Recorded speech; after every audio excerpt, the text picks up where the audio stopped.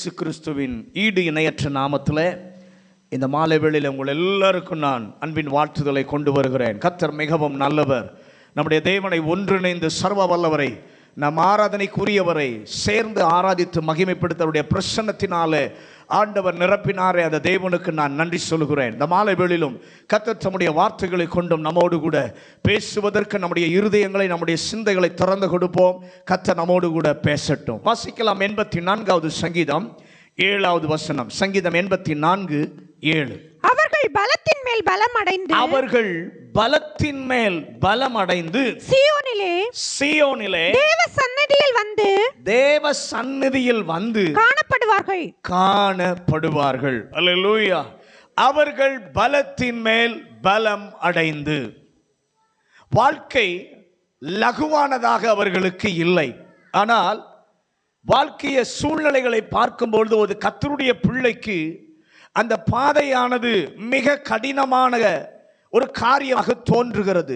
வாழ்க்கை பாதையில் ஏற்படக்கூடிய காரியங்கள் இருக்கிற நம்பிக்கையும் பலனையும் குறைத்து விடுவதற்கு வலிமை உடையதாக இருக்கிறது. ஆனால் ஆண்டவரை பற்றி கொண்ட கர்த்தருடைய பிள்ளைகளுக்கு நம்ப முடியாத சாட்சியை கர்த்தர் சொல்ல வைக்கிறார். என்ன சாட்சி?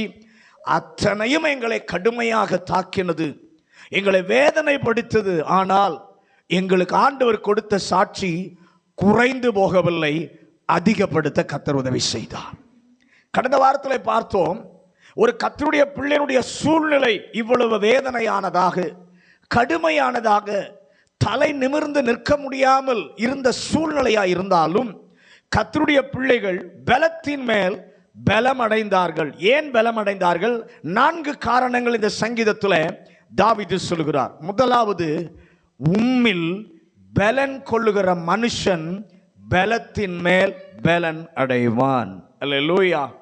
இங்கே 2வது காரியத்தை தாவீது ராஜா சொல்லுகிறார். யார் பலத்தின் மேல் பலன் அடைவார்கள் என்று சொன்னால், கர்த்தருடைய வீட்டிலே தங்கி வாசமாய் இருக்கிறவர்கள் பலத்தின் மேல் பலன் அடைவார்கள். காலையில் சொன்னது போல, வந்து போகிற ஆளா, அட்டண்டன்ஸ் போடுகிற ஆளா இருந்தா பலத்தின் மேல் பலன் அடைய முடியாது.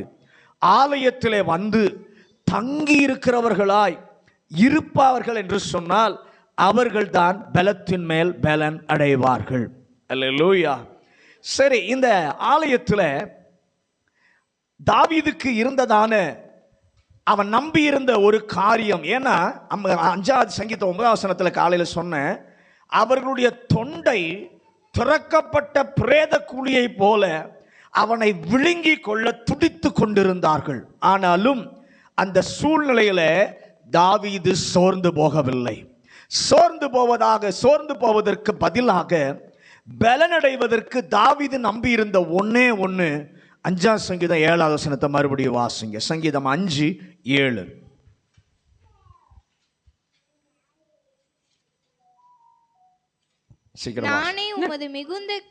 நானோ உமது மிகுந்த கிருபையினாலே உமது ஆலயத்திற்குள் பிரவேசித்து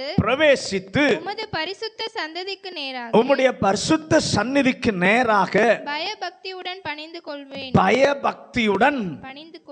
கொள்ளுவேன். என்னுடைய பலன் குறையாமல், என்னுடைய விசுவாசம் குறையாமல், எங்களுக்கு இருக்கிற நம்பிக்கை குறையாமல் இருப்பதற்கு கர்த்தருடைய வீட்டிலே நான் வாசம் பண்ணுவேன். அல்லேலூயா. சங்கீதம் 84வது சங்கீதத்தில் ஆண்டவருடைய வீட்டிலே தங்கி இருக்கிற 4 அனுபவங்களை குறித்து தாவீது சொல்லி இருக்கிறதை பார்க்கிறோம். அதில் இந்த 4ம் நம்முடைய வாழ்க்கைக்கு மிகவும் முக்கியமான ஒன்று. இந்த 4 ஆலயத்தில் தங்கி இருக்கிற அனுபவங்கள் ஒரு கர்த்தருடைய பிள்ளைக்கு இருக்குமானால் நிச்சயமா சொல்றேன், பலன் குறைந்து போகாது, பலத்தின் மேல் பலன் அடைவார்கள். முதலாவது காரியம், ஆண்டவருடைய ஆலயத்தில், கர்த்தருடைய சமூகத்தில் தங்கி இருக்கிற நிலைமை. அதில் அதில் ஒரு மனிதனை குறித்து பேசினேன், சாமுவேல் நிர்பந்திக்கப்பட்டதாலே ஆலயத்தில் அவன் இருந்தான். அவன் விருப்பப்பட்டு வரவில்லை. அவனுடைய தாய் ஒரு பொருத்தனை பண்ணினாங்க. அந்த பொருத்தனையை நிறைவேற்ற வேண்டும். ஏனென்றால் ஆண்டவர் ஒரு நாள் வருவார், கணக்கு கேட்பார். கணக்கு கொடுக்க வேண்டும் என்பதற்காக சாமுவேலை ஆலயத்திலே கொண்டு வந்து விடுகிறார்கள்.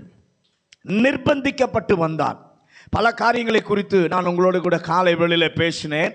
தொடர்ந்து எல்லாவற்றையும் பேச நேரமில்லை. அவன் அங்கே இருந்தாலும், தனிமையாக இருந்தாலும், சின்ன பையனாக இருந்தாலும், சாமுவேலோடு கூட கர்த்தர் இருந்தார். அவனுடைய சாட்சியை கர்த்தர் எப்படி மாற்றினார்? ஆலயத்தில் தங்கி இருந்ததினால. அங்கிருந்து அன்றைக்கு கர்த்தருடைய வார்த்தை இல்லை, கர்த்தருடைய தரிசனம் இல்லை. எல்லாரும் ஏங்குகிறார்கள். ஆசாரியனும் கர்த்தருடைய வார்த்தைக்காக, தரிசனத்துக்காக ஏங்குகிறான். ஆனால் யாருக்கும் கிடைக்காத பாக்கியத்தை கர்த்தர் சாமுவேலுக்கு கொடுக்கிறார். கர்த்தர் சாமுவேலை பேர் சொல்லி கூப்பிட்டு கர்த்தர் பேசுகிறார். பிறருடைய காரியங்களை குறித்த வெளிப்படுத்தலை சாமுவேலுக்கு கர்த்தர் கொடுக்கிறார். அல்லேலூயா. சாமுவேலே, என்னப்பா காரணம்னு சொன்னா அவன் கேட்பான், நான் தேவ பிரசன்னத்தில் இருந்தேன், நான் தேவ சமூகத்தில் இருந்தேன். இருந்ததற்கு அடையாளம் என்ன? குடும்பம் மறைக்கப்பட்டது, தாய் தகப்பன்மார் மறைக்கப்பட்டாங்க, உற்றார் உறவினர்கள் மறைக்கப்பட்டாங்க. தனிமையாக இருந்தான். தனிமையாக இருந்தாலும் தனிமையை அவன் உணரக்கூடாது, அவன் சொல்லக்கூடாது என்பதற்காக கர்த்தர் சாமுவேலோடு கூட இருந்தான். அதில் இரண்டாவது ஒரு நபரை சொன்னேன், யோவாஸ். யோவாசும் விரும்பி ஆலயத்துக்கு வரல. சூழ்நிலையின் நிமித்தம் ஆலயத்தில் கொண்டு வந்து பாதுகாக்கப்படுகிறான். ஆசாரியன் ஆகிய யோய்தாவினாலே 6 வருஷம் ஆலயத்தில் இருக்கிறான். அந்த 6 வருஷம் ஆலயத்தில் இருக்கும்போது அவனாலே ஒன்றும் செய்ய முடியாது. ஏனென்று சொன்னால் அவன் சின்ன பையன். ஆனால் ஆலயத்தில் இருந்த காரியங்களை எல்லாம் யோவாஸ் கவனிக்கிறான். ஆலயத்தினுடைய நிலைமை என்னவா இருக்கிறது? ஆலயத்தினுடைய தேவ மகிமை குறைந்து போய் காணப்படுகிறது. ஆங்காங்கே எல்லாம் அப்படியே தெரியுது, சிமெண்ட் தெரியுது, தரை உடஞ்சி போயிருக்கு, மரத்தூளெல்லாம் விழுது. இதை பார்த்த யோவாசுக்குள்ளே ஒரு வைராக்கியம், ஒரு தீர்மானம். இப்போ நான் சின்ன பையனாக இருக்கிறேன், என்னால் ஒன்றும் செய்ய முடியாது. ஆனால் கர்த்தர் என்னை ஒரு நாள் உயர்த்தும் போது இந்த ஆலயத்தை நான் புதுப்பிப்பேன். 6 வருஷம் ஆலயத்தில் இருந்தான். 7வது வருஷத்தில் கர்த்தர் அவனை ராஜாவாக்கினார். யார் எந்த ஜனம் அவனை தூக்கி போடலை, சின்ன பையன்னு. 7 வயதாய் இருந்த ராஜாவாய் அவனை எல்லாரும் ஏற்றுக்கொண்டார்கள். அவன் ராஜாவான பின்பு செய்த முதல் காரியம், ஆலயத்தை பழுது பார்த்தான். திரும்பியும் பழைய சீருக்கு அந்த ஆலயத்தை அவன் என்ன பண்ணான், கொண்டு வந்தான். ஒரு கர்த்தருடைய பிள்ளை ஆலயத்துக்கு வரும்போது யாரையும் பார்க்க வரல, யாரையும் விசாரிப்பதற்காக வரல, மற்றவங்க எப்படி வராங்கன்னு பார்க்க வரல. ஒரு கர்த்தருடைய பிள்ளை வரும்போது தேவ ஆவியானவரை பார்க்க வருகிறோம். ஆலயத்தில் தேவ மகிமை குறைந்து போவதற்கு எது காரணமாக இருக்கு, அதை நான் சரி செய்யணும். அந்த ஒரு நோக்கம் கர்த்தருடைய பிள்ளைக்கு இருக்கணும். ஆத்துமாக்கள் வரவில்லையே, ஆத்துமாக்கள் சந்திக்கப்படுவதற்கு, ஆத்துமாக்கள் ரட்சிக்கப்படுவதற்கு என்னால் முடிந்ததை நான் செய்வேன் என்கிற ஒரு தூண்டுதல் கர்த்தருடைய பிள்ளைக்கு ஆலயத்தில் தங்கி இருக்கும் போது தான் கர்த்தர் செய்வார். வந்து போகிற ஆளுக்கு இது தெரியாது. வந்து போகிற ஆள் யார் என்ன பண்ணுறாங்க, எப்படி ட்ரெஸ் பண்ணியிருக்காங்க, எப்படி பாடுறாங்க, எப்படி ஆராதிக்கிறான்னு பார்ப்பாங்க. ஆனால் தங்கி இருக்கிற ஆள் தேவ சித்தத்தை நோக்கி பார்க்கும், தேவ திட்டத்தை நோக்கி பார்க்கும். 2வது ஆலயத்தில் தங்கி இருக்கிற அனுபவம் ஃபோர்ஸ்னால அல்ல, தெரிந்து கொள்ளுதல். தெரிந்து கொள்ளுதினாலே. யோசுவா, காலையில் சொன்னேன், யோசுவா மோசேக்கு கீழே இருந்தார். மோசே ஆசரிப்பு கூடாரத்துக்குள்ளே போகிறாரு, பின்னாடியே யோசுவாவும் போகிறாரு. எல்லாம் முடிச்சுட்டு அந்த மோசே வீட்டுக்கு போயிட்டாரு, ஜனங்களும் வீட்டுக்கு போயிட்டாங்க.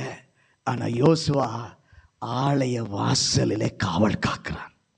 யோசுவா இடத்துல, ஏன்பா எல்லாரும் போயிட்டாங்க, மோசே போயிட்டாரு, ஜனங்களெல்லாம் போயிட்டாங்க, ஏன்பா நீ இருக்கிற அப்படின்னு கேட்டால், மோசே போயிருக்கலாம், ஜனங்க போயிருக்கலாம், ஆனால் கர்த்தருடைய பிரசன்னம் இன்னும் இந்த இடத்த விட்டு போகலை. இந்த கர்த்தருடைய பிரசன்னம் போகிற வரைக்கும் இங்கே இருப்பது தான் என்னுடைய வேலை. ஒரு கர்த்தருடைய பிள்ளைக்கு அந்த தெரிந்து கொள்ளுதல் இறங்கி இருக்க வேண்டும். 3வது ஒரு காரியத்தை இந்த மாலை வேளையிலே பார்ப்போம். 84 சங்கீதம் 10வது வசனத்தை வாசிங்க. சங்கீதம் 84:10. 1000 நாளை பார்க்கிலும் 1000 நாளை பார்க்கிலும் உமது பிரகாரங்களில் செல்லும் ஒரே நாள் நல்லது. ஒரே நாள் நல்லது. ஆகாமிய கூடாரங்களில் வாசமாய் இருப்பதை பார்க்கிலும் என் தேவனுடைய ஆலயத்தின் வாசற்படியில் காத்திருப்பதையே தெரிந்து கொள்ளுவேன். முதலாவது சாமுவேல் ஃபோர்ஸ்னால ஆலயத்தில் தங்கி இருந்தான். இரண்டாவது நபர் யோசுவா தெரிந்து கொண்டு கர்த்தருடைய ஆலயத்தில் தங்கி இருந்தார். மூணாவது நபர் யாருன்னா அன்னாள். இங்கே பார்க்கிறோம், 1000 நாளை பார்க்கிலும் உம்முடைய பிரகாரங்களில் செல்லும் ஒரே நாள் நல்லது. இந்த நபர் ஆலய பிரகாரங்களில் ஒரு நாள் தங்கி இருக்க விரும்புகிறார். ஏன்? 1000 நாள் இதை விட நல்ல இடத்தில் இருப்பதை பார்க்கிலும் இங்கே இருப்பது நல்லது என்று சொல்லி கண்டு கொண்டான். மூணாவது காரியம், நல்லது, தனக்கு நல்லது என்று கண்டு கொண்டபடியினால ஆலயத்தில் தங்கி இருந்தாங்க. அல்லேலூயா. ஆண்டவர் இந்த இடத்துல ஆண்டவருடைய இங்க தங்கி இருப்பது எனக்கு நல்லது. ஏனென்றால் இந்த உலகத்தில் இருக்கிற வேறு எதையை காட்டிலும் ஆண்டவருடைய பிரசன்னம் மேலானது. அல்லேலூயா. எந்த இடத்தை காட்டிலும் ஆண்டவருடைய சமூகமானது மகிமையானது, அற்புதமானது. யாரோ சொல்லி அழைத்ததினாலே அல்ல, உங்கள் தனிப்பட்ட அனுபவத்தில் கண்டுகொள்ளுவது உம்முடைய கிருபையை. நான் உம்முடைய ஆலயத்தில் தங்குவது வேறு யாரோ சொல்வதினாலே, நிர்பந்தத்தினாலே, பொறுப்பினாலே அல்ல, நானே கண்டுபிடித்து இது எனக்கு நல்லது, என் குடும்பத்திற்கு நல்லது, என் ஜனங்களுக்கு நல்லது என்று சொல்லி கண்டுகொண்டதினாலே ஆலயத்தில் தங்கி இருக்கிறேன். வாசிங்க லூக்கா எழுதின சுவிசேஷம் 2ஆம் அதிகாரம் 36 38 வசனங்கள். லூக்கா 2வது அதிகாரம் 36 முதல் 38 வசனங்கள். ஆசேருடைய கோத்திரத்தாலும் ஆசீருடைய கோத்திரத்தானும் பானுவேலின் குமாரத்தியுமாகிய அன்னாள் என்னும் ஒரு தீர்க்கதரிசி இருந்தாள். அவள் கன்னி பிராயத்தில் விவாகமானது முதல் 7 வருஷம் புருஷனோடு வாழ்ந்தவளும் அதிக வயது சென்றவளுமாயிருந்தாள். ஏறக்குறைய 84 வயதுள்ள அந்த விதவை தேவாலயத்தை விட்டு நீங்காமல் இரவும் பகலும் உபவாசித்து ஜெபம் பண்ணி ஆராதனை செய்து கொண்டிருந்தாள். அவளும் அந்நேரத்திலே வந்து நின்று கர்த்தரை புகழ்ந்து எருசலேம் மீட்புண்டாக காத்திருந்த யாவருக்கும் அவரை குறித்து பேசினாள். இது எனக்கு நல்லது என்று சொல்லி கண்டு கொண்டு தேவாலயத்தில் தங்கியிருப்பதற்கு ஒரு நல்ல ஒரு உதாரணத்தை இங்கே பார்க்கிறோம். அன்னாள் என்பது அவளுடைய பெயர். அன்னாளை பற்றி வேதம் சொல்லுகிறது, அன்னாள் தேவாலயத்தை விட்டு நீங்காமல். ஏன் அவள் நீங்காமல் இருந்தால்? தேவாலயத்தை விட்டு தனக்கு நல்லது என்று அவள் கண்டு கொண்டதினாலே. ஒரு ஆமேன் சொல்லுங்களேன். அவளை யாரும் ஃபோர்ஸ் பண்ணலை, யாரும் அவளுக்கு வேலை கொடுக்கல. நல்ல அனுபவங்களை அவளே கண்டு கொண்டு, அவளை பார்த்து நம்ம கேட்போமானால், நீ விரும்பி நல்லது என்று சொல்லி தெரிந்து கொண்டாயே தேவாலயத்திலே தங்கி இருப்பதை, உன் வாழ்வு எப்படிமா அப்படின்னு சொல்லி கேட்டா அவ சொல்லுவா, என்னிடத்துல கேட்காதிருங்கள், நான் அதை மறக்க விரும்புகிறேன். என் வாழ்விலே எனக்கு கிடைத்ததெல்லாம் இடிப்பு, எனக்கு கிடைத்ததெல்லாம் நஷ்டம், எனக்கு கிடைப்பதெல்லாம் இழப்பு. இடிப்பு, நஷ்டம், இழப்பு, அது ஒன்று தான் என்னுடைய கதை. அது ஒன்று தான் என்னுடைய கதை. நல்லது, பயனுள்ளது, லாபம் உள்ளது என்று சொல்ல என்னிடத்துல ஒன்றுமே இல்லை. என்னிடத்துல ஒன்றுமே இல்லை, எல்லாம் நஷ்டம். இன்னும் சொல்ல வேண்டுமானால் எனக்கு வயசு 84. எனக்கு வயசு 84, வயசும் எனக்கு விரோதமாக இருக்கு. பக்கத்தில் பா சொல்லுங்க, எனக்கு வயசு. அவ சொன்னது நீங்க இல்லை, எனக்கு வயசு 84, வயசும் எனக்கு இடையூறா இருக்கிறது, விரோதமா இருக்கிறது. சூழ்நிலையும் எனக்கு எப்படி இருக்கு? விரோதமா இருக்கிறது. இந்த உலகத்துல சொந்தக்காரன் என்று அழைக்க, உறவினர் என்று அழைக்க, உடன் பிறந்தவர்கள் என்று அழைக்க எனக்கு ஒருவருமே இல்லை. எனக்கு ஒருவருமே இல்லை. நான் தனிமை. நீ ஆண்டவர் சமூகத்தில் இருப்பது நல்லது என்று சொல்லி சொன்னாயே, இந்த அளவு வாழ்வு கொடுமையா இருக்குமா என்றால் அவள் சொல்லுவாள், ஒரு நிமிஷம் பொறுங்க, ஒரு நிமிஷம் பொறுங்க. ஏனென்றால் நம்ப முடியாத சாட்சியை எனக்கு கர்த்தர் கொடுத்தார். என் வாழ்க்கை இவ்வளவு கொடுமை. நீங்க கேட்கறது நல்லது, இவ்வளவா நீயே தெரிந்து கொண்டையே, உன் வாழ்க்கை இவ்வளவு தெரிந்து கொண்ட உன்னுடைய வாழ்க்கை, ஆலயத்தில் தங்கி இருக்கிற வாழ்க்கை, உன்னுடைய வாழ்க்கை இவ்வளவு கொடுமையா இருக்குமா என்று சொல்லி கேட்டால் அவள் சொல்லுவாள், கொஞ்சம் பொறுங்க, அவசரப்படாதீங்க. என்னுடைய சாட்சியையே நம்ப முடியாத சாட்சியாக அவர் மாற்றினார். அது என்ன சாட்சிமா என்னால் சொன்னா, கைவிடப்பட்டவளாக இந்த இடத்திற்கு நான் வந்தேன். ஆனால் தேவ சமூகம் எனக்கு என்ன செய்தது? கர்த்தருடைய சமூகம் என்னை ஒரு தீர்க்கதரிசியாக மாற்றினது. கரம் உயர்த்தி ஆண்டவருக்கு நன்றி சொல்லுங்க. நான் தனிமையா உறவினன் என்று சொல்லிக்கொள்ள யாரும் இல்லாமல் கர்த்தருடைய ஆலயத்தில் வந்து தங்கின கர்த்தருடைய சமூகம் என்னை ஒரு தீர்க்கதரிசியாக மாற்றினது. எந்த நெருக்கத்தோடு, எந்த கஷ்டத்தோடு, எந்த வேதனையோடு, எந்த கலக்கத்தோடு, எந்த பாதிப்போடு இந்த மாலை வேளையில கர்த்தருடைய பிள்ளையே நீங்கள் தேவ சமூகம் வந்திருந்தாலும், கர்த்தருடைய ஜனமே, ஆண்டவர் ஆவிக்குரிய நிலையிலே உங்களை கர்த்தர் காம்பன்சேட் பண்ணி, உங்களை உயர்த்தி, உங்களை மேன்மைப்படுத்தி அநேகருக்கு ஆசீர்வாதமாக்க என் ஆண்டவர் வல்லவர். விசுவாசிக்கிறீங்க? கையை உயர்த்தி ஆண்டவருக்கு ஒரு நன்றி சொல்லுங்க. ஹல்லேலூயா. உன்னுடைய சாட்சி என்னமா அப்படின்னு கேட்டா, லூக்கா 2:38. லூக்கா 2:38. அவளும் அந்நேரத்திலே வந்து நின்று, கர்த்தரை புகழ்ந்து எருசலேமிலே மீட்புண்டாக காத்திருந்த யாவருக்கும் அவரை குறித்து பேசினாள்.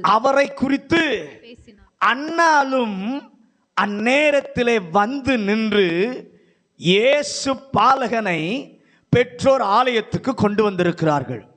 யாருக்கும் அறிவிப்பு கொடுக்கப்படவில்லை. அந்த நேரத்தில் அவள் அங்கு வந்து அவரை பார்க்க உதவி செய்தார். இயேசு பிறந்த செய்தி மேய்ப்பர்களுக்கு சொல்லப்பட்டது, தாவீதின் ஊருக்கு போங்கள். சாஸ்திரிகளுக்கும் சொல்லப்பட்டது, நட்சத்திரத்தை பின்பற்றி பிள்ளை இருக்கிற இடம் வரைக்கும் வாருங்கள். வீட்டிலே சிமியோன் இருக்கிறான், சிமியோனுக்கும் சொல்லப்பட்டது, ஆவியினாலே ஏவப்பட்டு ஆலயத்திற்கு போகிறான். ஆனால் நான் பார்க்க பிள்ளையை கொண்டு வருகிறார். அவ்வளவு பெரிய ஆளா நீ? இல்லை இல்லை, 84 வயது வாழ்வில் அடிமேல் அடி வாங்கின ஒரு ஆள், வேதனைப்பட்ட ஒரு ஆள் கர்த்தர் அந்த நேரத்தில் வைத்தார். அதோடு நின்றாரா? இல்லை. 2:38 வசனம் அழகா சொல்லுகிறது, அன்னாலும் அவரை புகழ்ந்து காத்திருந்த அனைவருக்கும் அவரை குறித்து பேசினாள். நல்ல கவனிங்க, மறைந்து இருந்த எங்கோ இருந்த நபரை வெளிச்சம் போட்டு பிரகாசத்திற்கு முன்னணிக்கு கொண்டு வந்த கர்த்தர். ஒரு கரம் உயர்த்தி ஆண்டவருக்கு ஒரு நல்ல மகிமை. ஹல்லேலூயா. நம்முடைய இயேசு மாறாதவர். இங்க இருக்கிற இந்த மாலை வேளையில் வந்திருக்கிற உங்கள் ஒவ்வொருடைய வாழ்க்கையிலும் அதை அவர் செய்ய முடியும். நம்ப முடியாத சாட்சியாக என் ஆண்டவர் மாற்றுவார். அவளை கேளுங்க, கர்த்தருடைய சமூகத்தில் இருப்பது என்றால் என்னமா? அவள் சொல்வாள், அதற்கு அர்த்தம் என்ன தெரியுமா? இரவும் பகலும் உபவாசத்தோடும் ஜபத்தோடும் கர்த்தரை ஆராதிப்பதிலும் இருப்பதுதான் கர்த்தருடைய சமூகத்தில், தேவ ஆலயத்தில் இருப்பது என்பதனுடைய அர்த்தம். அர்த்தம் என்ன அப்படின்னு இன்னும் கேட்டா, எனக்கு இருந்த பிரச்சனையில 24 மணி நேரமும் என் பிரச்சனையை நினைச்சே நான் அழுது கொண்டிருக்க வேண்டும். ஆமென். ஆனா அவ சொல்றா, என் பிரச்சனையை நான் பார்க்கல, 24 என் பிரச்சனையை பார்த்து நான் அழுகல. அதற்கு பதிலாக நான் என்ன செய்கிறேன் தெரியுமா?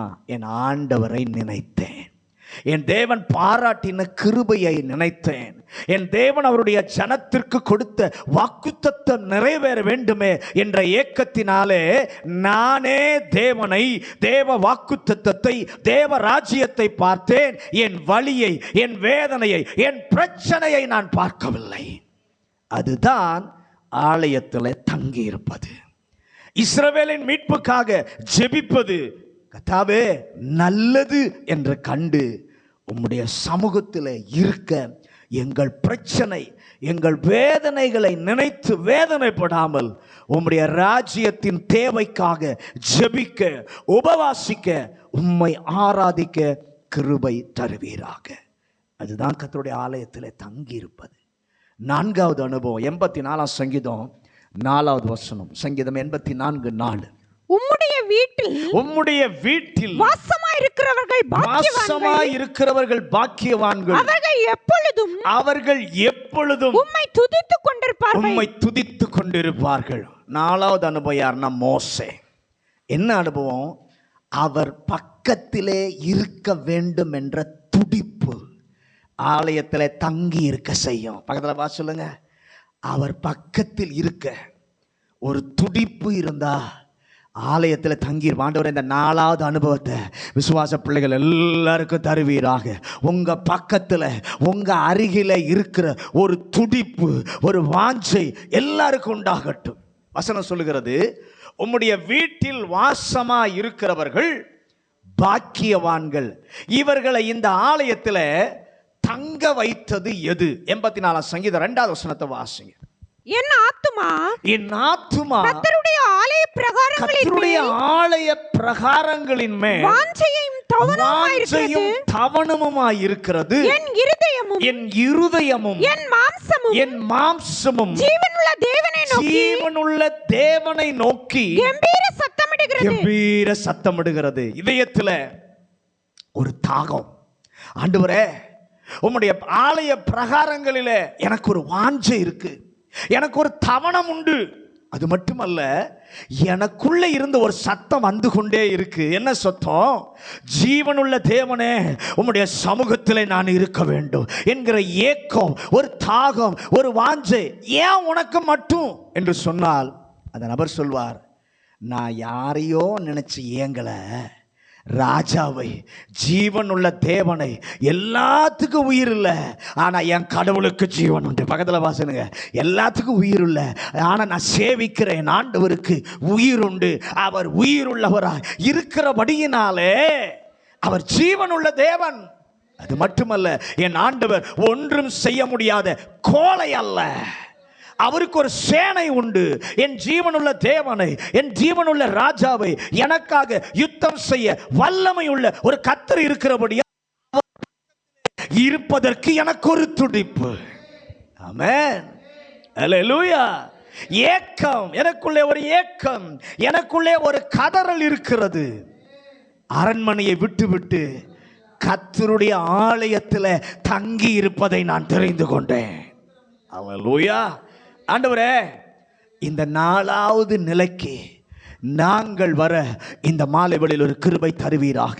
எங்க சபை வர கர்த்தர் கிருபை தருவாராக. ஏக்கத்தினால், தாகத்தினால் ராஜாவை சந்திக்க, ஜீவனுள்ள தேவனை சந்திக்க, ஜீவனுள்ள தேவன சேனைகளின் கர்த்தரை சந்திப்பதற்காக அடக்க முடியாத ஒரு துடிப்பு எனக்கு உண்டு. மோசே கர்த்தருடைய சமூகத்தில் 40 நாள் இருக்கிறான். மோசே பார்த்து கேட்போமானால், மோசே உனக்கு இவ்வளவு பாக்கியமெல்லாம் கிடைச்சது, 40 நாள் அவருடைய சமூகத்திலே தங்கி இருந்தாய், அவருடைய பிரசன்னத்துக்குள்ளே நிறைந்திருந்தாய், தேவ சமூகத்தில் நல்ல அவருடைய பிரசன்னத்தை அனுபவித்தாயே. உன்னுடைய வாழ்க்கை எப்படி என்று கேட்டால் மோசே சொல்லுவான், கேட்காதீர்கள், தேவனுடைய சமூகத்தில் நான் நன்மையை அனுபவித்து கொண்டிருந்த போது நான் எதிர்பாராத ஒரு குறுக்கீடு. கர்த்தர் என்னை தட்டி சொன்னார், அவருடைய பிரசன்னத்தில் நல்லா இருந்தேன். ஆனால் ஒரு குறுக்கீடு வந்து கர்த்தர் என்னை தட்டி சொல்லுகிறாரு. என்ன சொல்றாரு? சீக்கிரம் கீழே இறங்கி போ. ஜனங்கள் என்ன பண்ணுகிறாங்க? அநியாயமாக நடக்கிறாங்க. எதிர்பாராத ஒரு குறுக்கீடு என் சொந்த ஜனங்களால் எனக்கு வந்தது. என்ன சொல்லியிருப்பான்? ஆரோன் செய்தது என்னை மிகவும் விசனப்படுத்தியது. அவனை நம்பி பொறுப்பை கொடுத்து நான் போனால் ஆரோன் அநியாயம் செய்து விட்டான். அதோடு கதை முடிந்ததா என்றால் இல்லை இல்லை, 3000 பேர் அன்னைக்கு மரிச்சு போனாங்க. 3000 பேர் அன்னைக்கு மரிச்சு போனாங்க. மகிழ்ச்சியாக இருக்க வேண்டிய பாளையம் மரண வீடு புலம்பலாக மாறினது. அல்லேலூயா. வாழ்க்கை கடினம். அது மட்டுமல்ல, அது மட்டுமா அப்படின்னு கேட்டா இல்லை. யாத்திராகமம் 33 அதிகாரம், 34 அதிகாரம், 35 அதிகாரத்தை வாசிக்கும் போது ஆண்டவர் என்னை பார்த்து சொன்னார், இனி இவர்கள் மத்தியில் நான் இருக்க மாட்டேன். நான் இருந்தால், அடுத்த முறை இவங்க செய்தால் அவர்கள் அத்தனை பேரையும் நானே அழிச்சிருவேன். காப்பேன் என்று சொன்ன கர்த்தர் இப்ப என்ன சொல்றாரு? அழிப்பேன் என்று சொல்லுகிற அளவுக்கு அவருக்கு ஆத்திரம் வந்து விட்டது. சூழ்நிலை முற்றிலுமாக மாறிவிட்டது. இதை எதிர்பார்க்கவில்லை. அது மட்டுமா அப்படின்னு கேட்டா மோசே சொல்லுவார், இல்லை இல்லை, இன்னும் ஒன்று இருக்கு.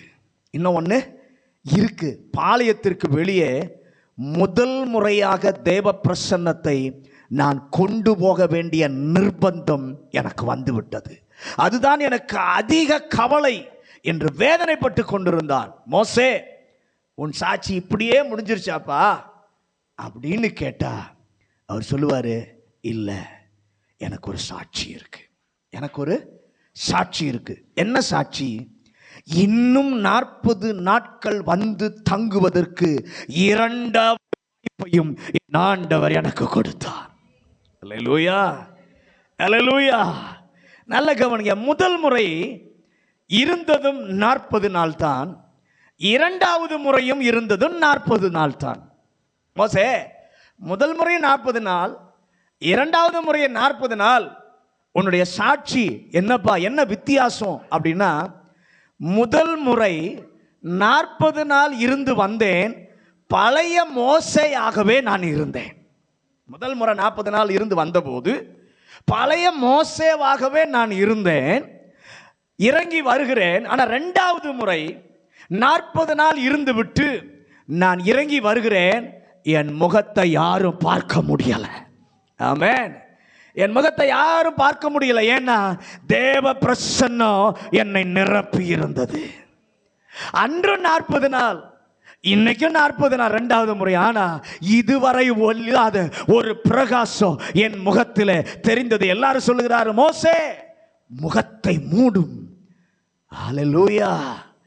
வேதனை. ஆனாலும் கர்த்தருடைய சமூகத்தில் 2வது முறை வாசம் பண்ண கர்த்தர் இடம் கொடுத்த போது என் வாழ்விலும் ஒருவருக்கு கிடைக்காத பாக்கியத்தை கர்த்தர் மோசேக்கு கொடுத்தார்.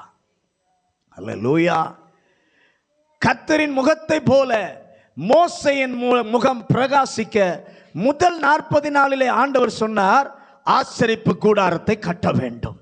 அதற்கு என்னென்ன பொருள் என்ன பண்ணும் தேவைப்படும், என்னென்ன பொருள் வேண்டும், என்னென்ன பிரகாரம் கட்ட வேண்டும் என்று பிளான் கொடுத்தார். எஸ்டிமேட்டும் ஆண்டவர் கொடுத்தார். 2வது முறை தேவ சமூகத்தில் தங்கிவிட்டு கீழே இறங்கி வருகிறான். ஆண்டவர் அதை கட்டுவதற்கு எவ்வளவு பொன், எவ்வளவு வெள்ளி, எவ்வளவு பொருட்கள் தேவையோ அத்தனையும் ஆண்டவர் உதவி செய்தார். கரங்களை தட்டி ஆண்டவரை எல்லாரும் மகிமைப்படுத்துங்க. முதல் முறை இருந்தபோது பிளான் கொடுத்தார், எஸ்டிமேட் கொடுத்தார், எப்படி கட்டணும், எப்படி இருக்கணும், எல்லாத்தையும் சொன்னார். ஆனால் 2வது முறை கர்த்தருடைய பிரசன்னத்தில் போய் ஆலயத்தில் போய் தங்கியிருந்து வரும்போது தேவையான பொருள் எல்லாத்தையும் கர்த்தர் கொடுத்தார். கர்த்தர் கொடுத்த பிளான் கொஞ்சமும் குறையாமல் அப்படியே நிறைவேற்றவும் கர்த்தர் கிருபை கொடுத்தார். தேவனுடைய பிள்ளையாக இருந்தும், தேவனுடைய சமூகத்தில் நீங்கள் பலமுறை தங்கி இருந்தும் இன்னும் வாழ்வு கடினமானதாக, தேவையில்லாத குறுக்கீடுகள், அச்சங்கள் உங்களை நெருக்கி கொண்டிருந்தால் பொறுங்கள், இரண்டாவது வாய்ப்பை கர்த்தர் தருவார். அல்லேலூயா. அதை நீங்கள் பயன்படுத்திக் கொள்ளும் போது இதுவரை வந்து சேராத ரிசோர்ஸ் உங்களை தேறி வரும்படி கர்த்தர் செய்வார். இதுவரை செய்து முடிக்காத வேலையை செய்து முடிப்பதற்கு ஒரு கிருபையை என் ஆண்டவர் தருவார். அல்லேலூயா. எங்கள் சாட்சியை நம்ப முடியாத சாட்சியாய் மாற்றுவீராக. ஒருபோதும் இல்லாத மகிமை அவன் முகத்திலே பிரகாசிக்க கர்த்தர் கிரியை செய்தார். இதுவரை இல்லாத சகாயம் எனக்கும் அந்த கதவு திறக்காதா என்று ஏங்குகிற கர்த்தருடைய பிள்ளையே, இதோ ஒரு பதில் கர்த்தர் கொடுப்பது. இரண்டாவது வாய்ப்பை கொடுக்கிறார். அதை கர்த்தர் பயன்படுத்தி கர்த்தருடைய வீட்டிலே நீ தங்கியிரு. அல்லேலூயா. அல்லேலூயா.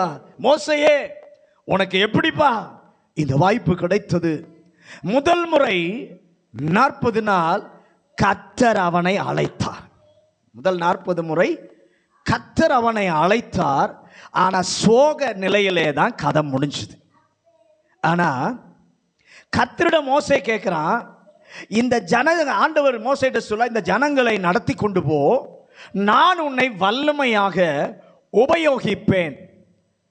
நம்ம மோசே ஆண்டவர்கிட்ட சொல்கிறான், நீங்கள் அதெல்லாம் பேசாதீங்க, நீங்கள் அதெல்லாம் பேசாதீங்க. உங்கள் சமூகம் என்னோடு கூட வராவிட்டால் என்னை கொண்டு போகாதிரும் என்று சொல்லிவிட்டு யாத்திராகமம் 33:18 வாசிங்க. யாத்திராகமம் 33:18. அப்பொழுது அவன் உம்முடைய மகிமையை எனக்கு காண்பித்தருளும், உம்முடைய மகிமையை எனக்கு காண்பித்தருளும் என்றான். நல்ல கவனிங்க. ஒரு ஆசையை வெளிப்படுத்துகிறான். உங்க சமூகம் வரலன்னா போக மாட்டேன்னு சொல்லிட்டு அவனுக்கு இருந்த ஒரு ஆசையை அவன் சொல்றான். எனக்கு உம்முடைய மகிமையை காண்பித்தருளும். அவனுடைய ஒரு ஆசை. ஆலயத்தில் 4வது ஒரு கூட்டம் இருப்பதற்கு காரணம் உள்ளத்தில் ஒரு ஆசை, உள்ளத்தில் ஒரு தாகம். இங்கே மோசேயின் உள்ளத்தில் அதை வாசிக்கும் போது, ஏன்பா 40 நாள் நீ மகிமைக்குள்ள தானே இருந்த, கர்த்தருடைய மகிமை அங்கே இறங்கி இருந்தது. அது எல்லாருக்கும் என்ன பண்ணும் தெரியும், அது தேவ மகிமை என்று நீ அதற்குள்ளே தானே இருந்தாய். இப்போது நான் உம்முடைய மகிமையை பார்க்க வேண்டும் என்று சொல்லி கேட்கிறாயே, அதனுடைய அர்த்தம் என்ன? மோசே சொல்லுவான், கர்த்தர் தருகிற ஒவ்வொரு அனுபவத்திற்காக ஸ்தோத்திரம். அல்லேலூயா. அதுதான் கடைசி அனுபவம் இல்ல, அதைவிட மேலான ஆவிக்குரிய அனுபவங்கள் அவரிடத்தில் உண்டு. அதுதான் கர்த்தருடைய பிரசன்னத்தில் தங்கி இருப்பது. கர்த்தருடைய சமூகத்தில் இருப்பது என்பது அட்டெண்டன்ஸ் போட்டு போவதல்ல, அல்லது போன வாரம் நம்முடைய என் உள்ளத்தில் இறக்கத்தில் மனதில் ஒரு ஆசை இருக்கணும். என்ன ஆசை தெரியுமா?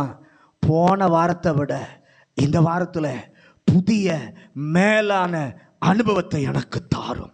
போன வாரத்தை விட இந்த வாரம் அதிகமாக உமக்காக ஜீவிக்க, உமக்காக பயன்பட ஒரு கிருபை தாரும். கர்த்தர் அதை செய்வார். இந்த 4 நிலைகளிலே கர்த்தருடைய வீட்டிலே தங்கி இருப்பதாய் இருந்தால் இருக்கிறோம் என்று எப்படி தெரியும்? உம்முடைய வீட்டிலே வாசமாய் இருக்கிறவர்கள் பாக்கியவான்கள்.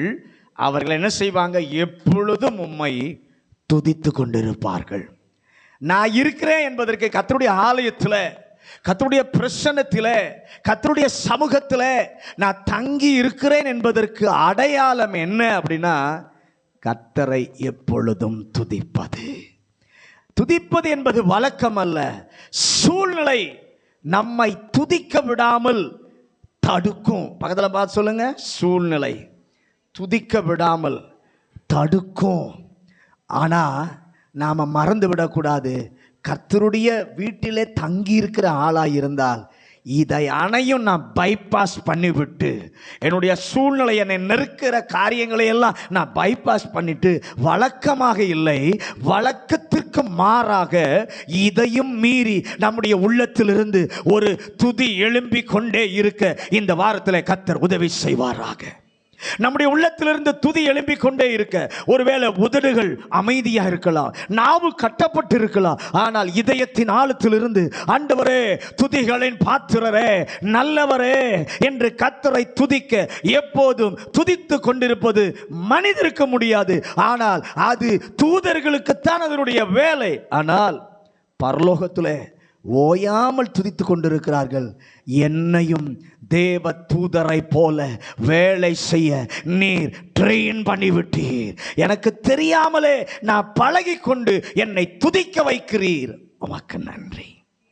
இந்த 4 அனுபவம், கர்த்தருடைய ஆலயத்தில் தங்கி இருக்கிற அனுபவம் ஒரு கர்த்தருடைய பிள்ளைக்கு இருக்குமானால் பலன் குறையாது, பலனை அதிகமாய் பெற்றுக்கொள்ளுவார்கள்.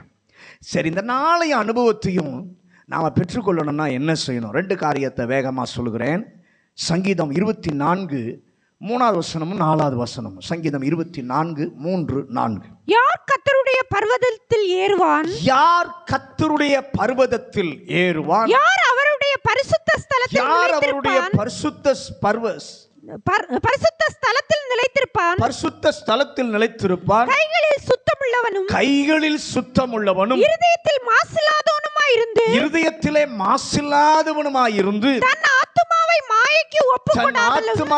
மாயைக்கு ஒப்புக்கொடாமலும் கபடாய் ஆணையிடாமலும் இருக்கிறவனே. யாருக்கு முடியும்?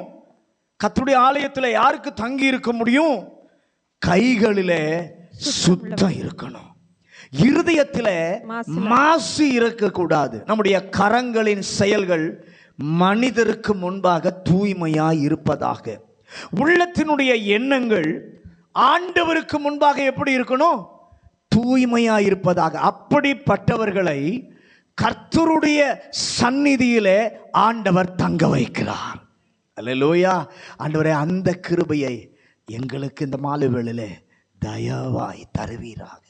நம்முடைய சமூகத்தில் தங்கி இருப்பதற்கு என் கைகளிலே ஒரு சுத்தம் இருக்கட்டும். மனிதர் முன்பாக, ஆண்டவருக்கு முன்பாக என்னுடைய இருதயத்தில் உள்ளத்தில் ஒரு தூய்மை இருக்க கர்த்தர் உதவி. உங்கள் சமூகத்தில் நான் தங்கி இருக்கணும். 2வது 23ஆம் சங்கீதம் 6வது வசனம். சங்கீதம் என் ஜீவனுள்ள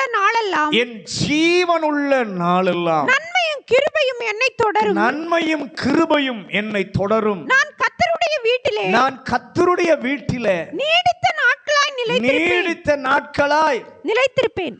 எல்லாரும் சொல்லுங்க, வந்து போக மாட்டேன், நிலைச்சிருப்பேன். எல்லாரும் சொல்லுங்க, வந்து போக மாட்டேன், நிலைச்சிருப்பேன்.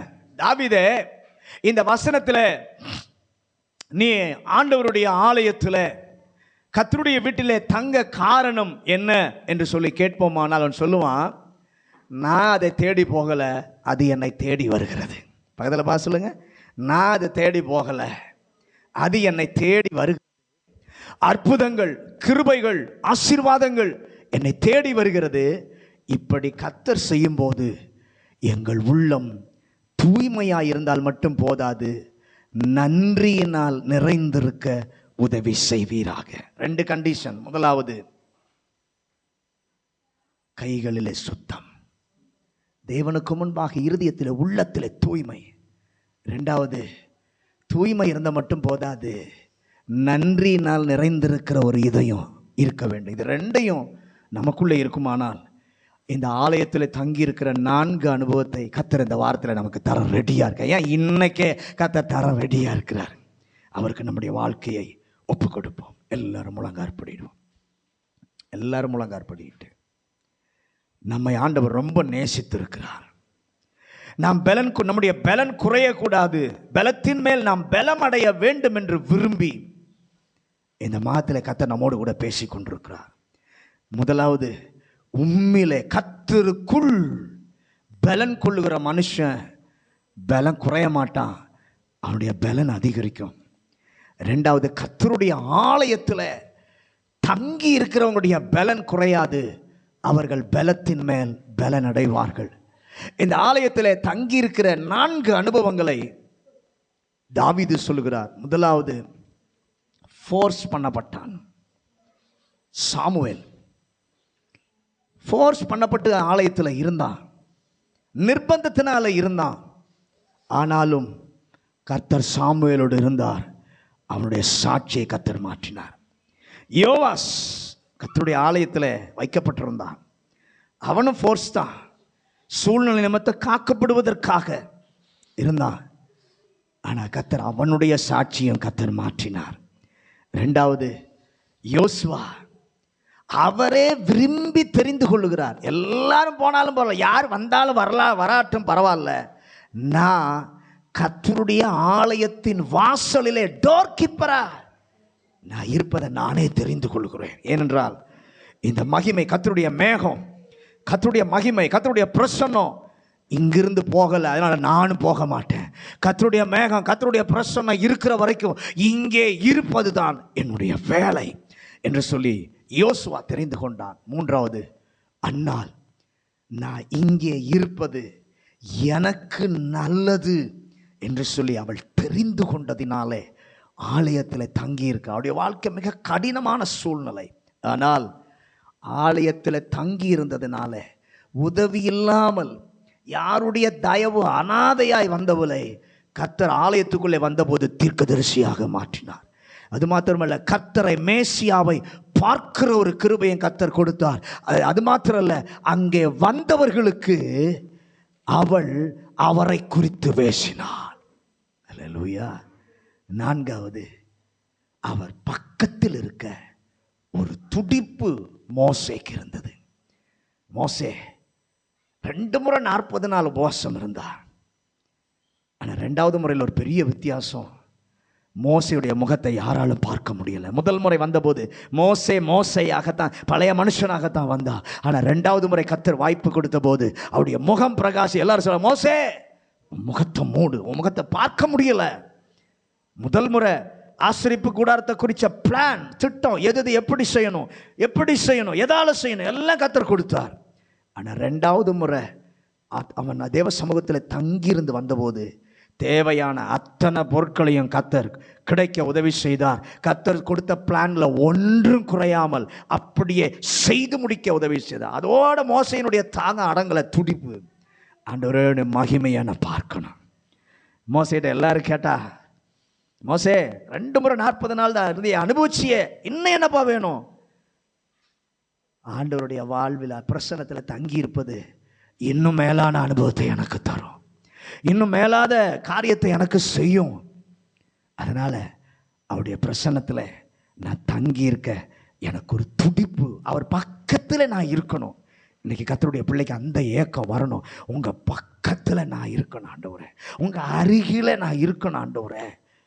அப்படி இருக்கிறோம், பக்கத்தில் தான் இருக்கிறோம் என்பதற்கு அடையாளம் என்னன்னா, எப்பொழுதும் துதித்து கொண்டிருப்பார்கள்.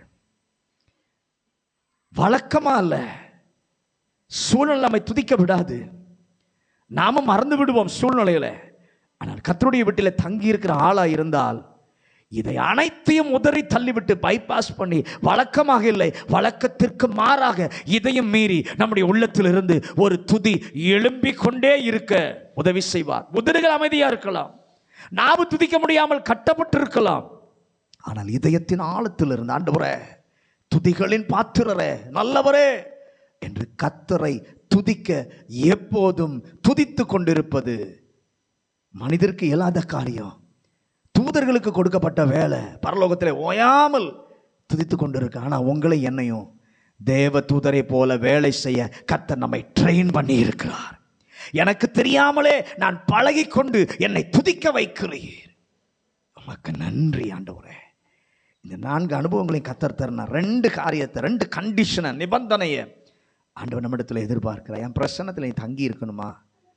மனுஷருக்கு முன்பாக முதல்ல உன் கையில் சுத்தம் இருக்கணும். இருதயத்தில் ஆண்டவருக்கு முன்பாக உன்னுடைய உள்ளத்தின் எண்ணங்கள் கர்த்தருக்கு முன்பாக தூய்மையா இருப்பதாக. அப்படிப்பட்டவங்க கர்த்தருடைய சந்நிதியில கர்த்தர் தங்க வைக்கிறார். அந்த கிருபை எங்களுக்கு தயவாய் தாரும். 2வது, உன் உள்ளம் தூய்மையா இருந்தா மட்டும் போதாதப்பா, நன்றியினாலே நிறைந்திருக்க வேண்டும். ஆண்டவர் இந்த 2 அனுபவத்தையும் எனக்கு தாங்கப்பா, எனக்கு தாங்கப்பா. எல்லாரும் கேளுங்க. ஆண்டவரத்தில், ஆண்டவரே என் கையில் சுத்தம் இருக்கணும், என் உள்ளத்தில் தூய்மை இருக்கணும். தூய்மை இருந்தால் மட்டும் போதாது, நன்றி இருந்த இதயத்தோடு கர்த்தரை துதிக்கிற அனுபவம் எங்களுக்கு இருக்கணும்ப்பா. அப்படி இருக்கும்போது இந்த ஆலயத்தில் தங்கி இருக்கிற 4 அனுபவங்களையும் எங்களுக்கு நீர் தருகிறீர். அதை அனுபவிக்க கர்த்தர் உதவி செய்யும். எங்கள் சாட்சியை நம்ப முடியாத சாட்சியாக கர்த்தர் மாற்றப் போகிறதற்காக ஸ்தோத்திரம். பரலோக பிதாவே, இந்த அருமையான இந்த நல்ல மாலை வேளைக்காக நன்றி அப்பா. இந்த மாலை வேளையிலும் ஆண்டவர் எங்களோடு கூட பேசின நம்முடைய நல்ல வார்த்தைகளுக்காக நன்றி. கர்த்தருடைய ஆலயத்தில் தங்கி இருக்கிற 4 அனுபவங்களை இன்றைக்கு எங்களுக்கு திட்டமும் தெளிவுமாக கர்த்தர் பேசியிருக்கிறீர். இந்த ஆலயத்தில் தங்கி இருக்கிற அனுபவம் எங்களுக்கு வேணும்ப்பா. ஆலயத்தில் தங்கி இருக்கிறவர்கள் பாக்கியவான்கள். அவருடைய பலன் குறையாது, அவருடைய பலன் அதிகரிக்கும். சாட்சி நம்ப முடியாத சாட்சியா மாறும். அது எங்கள் பிள்ளைகளுக்கு அவசியம், தேவை. அதை பெற்றுக்கொள்ள உதவி செய்யும். அதை பெற்றுக்கொள்வதற்கு நீ கொடுக்கிற 2 நிபந்தனைக்கு எங்கள் பிள்ளைகள் உடன்பட இந்த மாலை வேளையிலே உதவி செய்யும். கைகளிலே சுத்தம், உள்ளத்திலே தூய்மை. அது மாத்திரமல்ல, தூய்மை இருந்தால் மட்டும் போதாது, நன்றி நிறைந்த இதயத்தோடு கர்த்தரை மகிமைப்படுத்த எங்கள் பிள்ளைகளுக்கு கிருபை தார். வந்த ஒவ்வொருவரையும், வசனம் கேட்ட ஒவ்வொருவரையும் இந்த வசனத்தால் கர்த்தர் இடைகட்டுவார். இந்த வார்த்தை இந்த வாரம் முழுவதும் எங்கள் பிள்ளைகளை கர்த்தருடைய சமூகத்தில் தங்கி இருக்க பண்ணுவதாக தாழ்த்தி ஒப்பு கொடுக்கிறோம். இயேசுவின் அதிகாரமுள்ள நாமத்தில் ஜெபிக்கிறோம் நல்ல பிதாவே, ஆமென்.